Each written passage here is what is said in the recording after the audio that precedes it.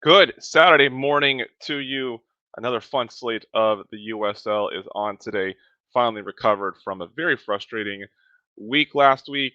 Uh, if any of you tuned into the Twitter Spaces that I did with my buddy Nate over at Soccer Picks Club, you would know that I actually still liked all my plays last week. Tulsa's probably the only one that I wouldn't play again. That was where we were clearly just on the wrong side.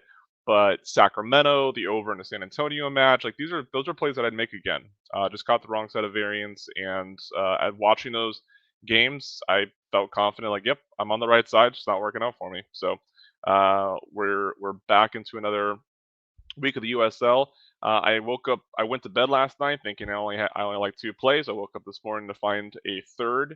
That's one thing that's nice about the USL is lines do move in the direction in which it like move opposite of what my feelings on the game are.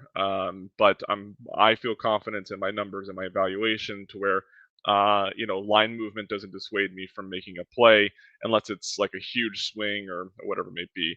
I'm working with the headset here. Don't know how. We'll see how well how well the microphone is on this. And I'm gonna breeze through this as quick as I can as I have a busy day ahead of me with some other items as well, including a new podcast for the Better Life. Okay, starting with New York Red Bulls 2 hosting Tampa Bay Rowdies. This is a 1 p.m. kickoff, which is cool. It was disappointing there were no Friday night games last night, but it's cool that we get an early afternoon match here. This is actually going to be one of my plays today, and this is going to be the one that I added this morning. I'm taking Tampa Bay, New York under 3 goals. I got it at -117. It's really key here that you play the three and you don't play it higher than like -120. I'm not going to tell you. I'm not going to say yes or no in any other directions. But my advice here is not to play it past -120. And you may not be able to find it right now, but keep monitoring up until game time because I think this is a game because Tampa Bay routed uh, Tulsa last week. I think you're going to see. I mean, rout is not the right word for it, but they clearly dominated that game. But I mean, you can see Tulsa is. I mean, even their game against Atlanta, they only scored three. New York has a more defensive style than Atlanta does, and I think that New York is going to struggle to score against this Tampa Bay side. So three is three is such a key total number on the total in soccer in general, but especially in this league especially when you like the under because the game needs to get the four total goals in order for that bet to lose and you need a pretty active and loose game to get there. I mean, we can all think of games that were El Paso, Las Vegas got what, like 9 goals, and 7 of them were in the span of like 20 minutes or something like that. Of course, that happens, and hey, that could happen here. Who knows? But in general, four is a lot of goals for to see in a match, especially with a match involving Tampa Bay, who's really good at controlling, and New York is a sneaky good under team. They're really good at, I think, applying just enough resistance to make their opposition earn it. So I'm on the under three. I took -117. Again, I wouldn't take it past 120 and definitely play the three. I mean, I found plenty of 2.75s with like a nice plus money on the under. I'm still not playing that, right? Because, Tampa Bay could find their way to three. New York could sneak one by, right? And I don't want to like lose a bet off of that. I'd rather push the bet um, and um, and have that cushion there. So I'm taking the three. That game starts at 1. Hopefully that'll be a nice way to start the day. Charleston Battery hosting Louisville. This is another play that I have, knocking off 2 plays back to back. This, in fact, involves my favorite play of the day. And not only is this play still available, you can get a better number than I even got it at. I took Louisville -145. That's what I bet it at. You could take minus you could lay the 3/4 goal on the Asian handicap. at a slightly better price at minus 120. You can find it at minus 110 some places. I've seen this money line as low as minus 137 in some places. And this just does not make any sense to me on why this match is lined this way. Now, a little bit of history on the line movement in this match. They opened this match at Louisville minus one, as low as minus 113, which was atrocious. Unfortunately, I did not get a chance to hit that line, and it moved quickly. So I sort of waited instead of like scrambling to take it at the one book that had opened it and get limited. I decided to wait until it was available at a book where I could, you know, more reliably get my bet down, uh, and I got it at minus 145. Again, it's available at minus 137. Here's the comparison that I'm going to make. Okay, here's the comparison that I'm going to make, and this is where you can use the market against itself to help inform possible bets. And this doesn't lead into blind betting. You should always do your due diligence and handicapping and how you feel on games. But just for a comparison, of course, now that I talk about it, Louisville is moving, I guess, slightly up a little bit. Let me check it at that one at the book that I saw it at the lowest to see if this in fact is now moving now that I'm recording this and talking about it. Okay, so it is moving a little bit. That's too bad. But I would play the money line up till minus 150. I would lay the three quarters goal minus 120, minus 125. And here's why. Here's the comparison that I want to make. Tampa Bay Rowdies going into New York. They're a minus 280 favorite the um, on the three-way money line. Louisville City going into Charleston is a minus 170. As high as I should say minus 170 as I'm looking at it right now, of course. Uh, I'm sorry, there's a bigger disparity between Louisville, who's I don't care how can anybody argue that Louisville's clearly the best team in the league right now. They are on tier one of teams, Louisville. Then you start tier two, which includes Tampa Bay Rowdies, and then you have Charleston and New York, who I think are together in the bottom tier of teams. So you have a good, sometimes great team in Tampa going against a bottom tier team in New York, and then you have a great team in Louisville City going into Charleston, and these lines should be more comparable. Tampa Bay is probably getting a little out of hand, going all the way to minus 280. You're not going to catch me taking New York here. But Louisville should be closer to that. Both of these teams should probably be closer to like the minus 225 range. And so if you can find a straggler at minus 150, or you can still lay, minus the three quarters goal. I mean, I'm pretty sure I even told Nate that I would lay the one goal on this because that even feels like a push at worst. Of course, I say all this, and who knows? Every team is bound to lay an egg or go flat on any given week. But based on our handicaps and how these teams have been playing, the fact that Louisville City went into San Diego and took care of business, and then I guess maybe the only, if you want to say, the only thing is, St. Louis made Louisville run for a full 90 and then another 30 in their match in the Open Cup. I don't think that really matters. I think Louisville is going to do fine here, even if it only ends up becoming a 1-0, 2-1, whatever it may be. Louisville's going to control this match. Charleston's not this good. So that's where I'm going with that match. Okay, we're going to get through these much quicker because my next play I don't think is for a little while. All right, Pittsburgh Riverhounds is hosting Atlanta. Pittsburgh's going to win. They should win. Unfortunately, I did not get the total that I wanted. I wanted to be able to get over 2.75, 2.75. I couldn't. It was either really expensive on that side, or or a lot of places have been 3. I was really tempted to take the over 3 at plus money, but I'm not going to. I'm going to be more disciplined. I may bet this in game. Pittsburgh is coming off of 2 frustrating losses, one in league play in Las Vegas, where they lost last weekend, and then they lost in extra time against Cincinnati in the Open Cup.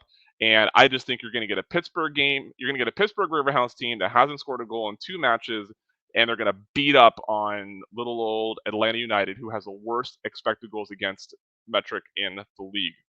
And you have a very capable Pittsburgh team to do so. Um, this line started muting a little bit. You saw some money come in on Atlanta yesterday. Pittsburgh got as low as minus 230 in some places. I told myself that if it hit minus 200, that I was going to snag it, but I never got there, and now the line has moved back stronger the other way. You can get Atlanta United as high as plus 820 in some places. They're not good enough, in my opinion. They don't have. I guess. Well, I know they're not good enough. It doesn't. You don't need my opinion for that. I don't think they have the puncher's chance that other teams do at some of those numbers for that even to be worth a flyer. So I am skipping that game. Might try to play it in game if for some reason Pittsburgh can't get a goal early on. They may be good live play. Hartford hosting Detroit City. I disagree that just Detroit City is this big of a dog. I lean Detroit City. I will probably have them before the match kicks off. You can find them as high as 2-1. Hartford just I Hartford scares me. Hartford since starting betting the USL, Hartford is the team that when they're in a match, whether I back them or fade them, I seem to just get it wrong more often than not, and at a worse clip than any other team that I find frustrating. So the only thing that's keeping me off this game is the fact that Hartford uh, seems to escape me in how I properly handicap a game. But Detroit City, I don't think deserves to be this big of a dog. So you're going to hear me make this case and then wonder why am I not playing Detroit City? Like I said, I probably will have them before here. I just don't have anything in the account yet, and I'm not telling you that it's definitely something that I'm playing. But here's the case for Detroit City. Uh, they're good. They got down 1-0 against Columbus in the Open Cup and came back to win 2-1. This team will not stop trying to impress people because they want to prove to everybody that they deserve to be on the top stage. They just came to the USL this year. I guarantee you they're going to start campaigning to be in the MLS. They don't have the stadium for it. They would have to make that adjustment before the MLS were to entertain that. And I'm getting way ahead of myself on Detroit in that regard, but this is a club, this is a culture, this is a community that wants to prove to everybody that they deserve to be on this level and more. And they're going to keep bringing it to teams week in and week out so long as they're healthy. They're really well managed, and I just don't think you can say the same about Hartford. So I don't have a play. I don't have anything in the. I don't have anything in the account yet. But I can almost guarantee you that I'm gonna have a little bit of that 2-1, and I'll definitely have a play with them, on them in the on the spread, which I think is point two plus 2.25. Which you just need them to get a draw. Okay. So that is unofficially a play. Now that I've gone through it and seen the line move a little bit towards Hartford, I think that's unfound. So there you go. Three official plays plus a one unofficial play on Detroit. Tulsa hosting Colorado Springs. I liked the over here, but it moved way too quickly for me to like really endorse it. I think it's about fair at a juicy over on 2.75. I think Colorado Springs is going to prevail here, but it is in Tulsa, and Tulsa is good. They're good at home. The team that we bet on last week in Tampa was the team that you expect to see at home. They just couldn't bring it on the road. So even though I admit that Tulsa was a wrong side last week, I can't say that I don't think that Tulsa is going to be able to run with Colorado Springs here. I do think Colorado Springs ultimately prevails. If you're looking for an angle on this game, that might be it. I'm gonna stay off of it. I caught a good number on the over that's no longer available, so I'm not gonna bother with it here. But yeah, that's how that game goes. Sacramento's going into Rio Grande Valley. This is a game that I played. I took Sacramento pick or draw no bet at plus 115. You can find it in a lot of places still at plus 105. What doesn't make sense about this game is this is what the number was when they went into Orange County, and Orange County is a much better team than Rio Grande Valley. Again, use the market against itself. Have the look at two games that are comparable and be like, wait, why are these mispriced? Why is the pricing different here, or why is the pricing the same in a very different in what I believe is a different situation? Sacramento goes into OC. They control the first half of the match. They let OC get back into it. play wise, not there was no goal scoring in the second half, but I don't think we're going to see fireworks really from Rio Grande Valley against Sacramento. I think Sacramento is going to be able to control this game. I can't tell you which. I made this. I think the total's fair. I can see this being a low scoring game. I can see Rio Grande maybe getting maybe getting an early goal and making Sacramento come back for it. But I think that when you look at the Sacramento game going into OC, I liked them at a good price at that price there. Now they're going into Rio Grande Valley, who's not as good of a team as OC. To me, that's a no-brainer. I'm on Sacramento pick, drawing a better plus 115. The only reason I'm not bothering taking them on the money line um, is be, is because they're on back-to-back road trips here going into Texas. Traveling to Texas is a little different than traveling up the road in California or down the road, I should say, in California. So that I'm going draw no bets in the fact and assuming that they can at least keep this even, and then Sacramento has a better quality, I think, to win. So that's where I'm going there. I'll quickly go through the rest of these, even though I don't have any more plays in the account. New Mexico hosting San Antonio, may be the most exciting match um, on the on the board. I think San Antonio is getting a little bit of disrespect here, and that you can get them at 2-1 as well. Again, let's look at two games and use the market against itself. You can get Detroit City at 2-1 in some places. You can also get San Antonio at 2-1 in some places. The difference is Detroit City, who's not as good as San Antonio, but they're going into Hartford, who's definitely not a great team.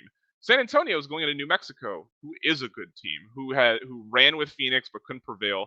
And I can't take San Antonio here just off the fact that they've had some bigger matches recently. Going into they just got done playing Austin in the Open Cup in which they prevailed. Congratulations to San Antonio. It was awesome seeing MLS sides go down to both championship and League One match teams. It was fantastic. But El Paso was not going to be an easy match. Orange County, not an easy match. They had to play Phoenix before that. So San Antonio on a run of tough games, and I don't want to. I think they will be able to compete. I just don't know if I think they're going to be able to beat a New Mexico team who's running well, who hasn't had to do a lot of travel, even though they did play Phoenix. That's not far, right? And they, um, are in the way that iron sharpens iron. I think that New Mexico being able to run with a potent Phoenix, I think, has them well prepared to run with a San Antonio side that can take advantage of counters, but I don't think New Mexico is going to leave that for them. I'm just going to watch this as a fan because, goodness gracious, this is going to tell us, I think, a lot about San Antonio specifically. New Mexico, of course, too, because you're going to get both sides of the story. But I'm most excited to see what this is going to tell us about San Antonio. So I don't have a play. I think that the number is probably off, but as a handicapper, there's enough reasons to not play it. So that's why I'm staying off of it. El Paso hosting Oakland Roots. Uh, I I guess I should admit transparency. I have Oakland plus 360 on the money line, just because I thought that was mispriced. That number has come down into probably a more appropriate range. I think the highest I've seen it is plus 300. It's more in the plus 280s in some places. I can't recommend it at that number. I took that number only because I think Oakland can run with El Paso. Um, that play wasn't I think Oakland's going to win this match. It was a play that I think Oakland, when you play 4 games, will win at least one of them. So that's what that play was. Again, I can't recommend it because that number's not available anymore, and there isn't another angle, in my opinion, to play here. Maybe both teams to score. Maybe I haven't bothered looking at that number. Let's see if I can look at that number while we're doing this. And of course, apparently I'm having password issues at BetMGM where I would look at this. El Paso, Oakland. Let's look at another book. Both teams to score minus 147. That's a fair price. I don't think there's any value there. So I think Oakland can run. El Paso has a very impressive expected goal metric for a team that just doesn't win matches. this would be a spot where they would get off the schneid again on they could start turning around this club with a well played game here. But Oakland, I think, is just too competitive this so far to have had a line go as high as plus 360, which is why I grabbed that. But again, I can't recommend it at the prices that are available now. But it should be another good match, actually. Las Vegas versus LA Galaxy. This line came out with LA Galaxy being the favorites, and before I could even get into my account to bet it, it swung the other way completely into more fair and appropriate range. Las Vegas is a slight favorite on the money line. They're about plus 135 versus LA Galaxy, who's anywhere between plus 160 to plus 190, depending on where you're at. I think that's fair. I think it's appropriate. I think the total is where it's at. I made the I This is good. This should be a high scoring game. We should see 3 to 5 goals in this match. I would be very surprised if we see two or less. We should see 3 to 5. Unfortunately, there's no pre-flop bet to make here. Everything's fair. But I do think that this is a very bettable game in game. I mean, both teams to score here is minus 269, which is pretty ridiculous. That's a pretty high, but I think it's warranted. I mean, I think there's no reason to think that Danny Trejo and company won't be able to score against LA Galaxy. And LA Galaxy, they're a team that can get the ball in the back of the net at some point in the 90 minutes. So I think that we're going to see goals here. The end game betting will probably come if LA Galaxy gets ahead early, or if for some reason this game doesn't really start getting rolling until like the 25th minute, where you can maybe get an over 2.5 if the in-game line moves a little too far. Lastly, Phoenix Rising hosting Miami. This is a another good game that I will probably bet in game. I think everything about the lines are fair. I you can get +1 out there, but you have to lay like minus 130 to get it. I just don't know. This game is really hard to handicap, right? Miami has had 4 clean sheets in their 6 matches, but they've been against teams that really aren't that potent on offense. Phoenix can get things going on offense, but Phoenix has also shown that they can get scored against or they can get slowed down by decent defenses. The big question is Miami decent defense, right? Do those 4 clean sheets really mean much considering who they're against? I'm staying away from this. I'll probably bet this in game if there's an opportunity, but other than that, I'm staying away. And then there's 2 more matches happening on Sunday. Loudon's hosting Birmingham. I will likely be at that match. I think this line is fair. Loudon's the underdog they should be. Line is plus 2 point or is 2.75 on a total. I think that's fair. And then Indy 11 is hosting Orange County. I do think there's a play to be made here. I do think that I think that Indy 11. I haven't put in the account yet because I want to do a little more due diligence because these lines just came out to make before. But I do lean Indy 11 here, especially on the draw no bet. You can get it as good as minus 105 or minus 105. I will likely have that in account some point today. Orange County, just I don't think they have it. I don't think they're as strong of a side as the market is giving them credit for. Yes, they've run with competitive teams, but I think we're going to see a very very slowly changing reputation. And again, this team was disrespected last year in a lot of games in the market when they had Demas running and scoring goals for them. They were 5-1 underdogs in the championship that they won, and then now they've lost that goal scorer, and now they're getting more credit now. That just doesn't make any sense to me. I'm not saying they're not a good side. I just don't like the market just doesn't make sense in that way. Indy 11 continues to get better, and I can't rely on Indy 11 to beat this side. You can get plus 180 on the 3-way. I'm not going to go that way. I am going to go draw no bet because I think that Indy 11 can keep it close and probably prevail if they're prepared correctly. So I that is a bet for a minimum, not a whole lot, but that is going to be worthy of a min bet. Indy 11, draw no bet at minus 105. Okay, that went a little longer even than I anticipated. I'm gonna maybe start think about changing the production of these. Enough of you watch this where I might take it one step further and how I prepare for this with better notes and maybe graphics. We'll see what I do. But I love betting the USL. I love talking about it and doing this show here on Saturday mornings helps like talking about it and hear myself talk about it does help me process even do like the last sort of bit of processing of these games. And look, the Detroit City match was a great example where the more I talked about it, the more I realized, the more I went from leaning in Detroit's direction to realizing, yeah, that's probably just worth a play. So I will have that. So what do I have? I have Louisville minus 145. You can find that at a better price. Well, you could find that at a better price when I hit record. You can't really find it at a better price, but I would still lay the 0.75 on the Asian handicap because I think, I mean, Louisville's going to control this game. They're going to score a goal, and I think they can keep Charleston from scoring. Sacramento pick or draw no bet at plus 115. You can still find it as good as plus 105. I would play that. I would play that at plus money. Period.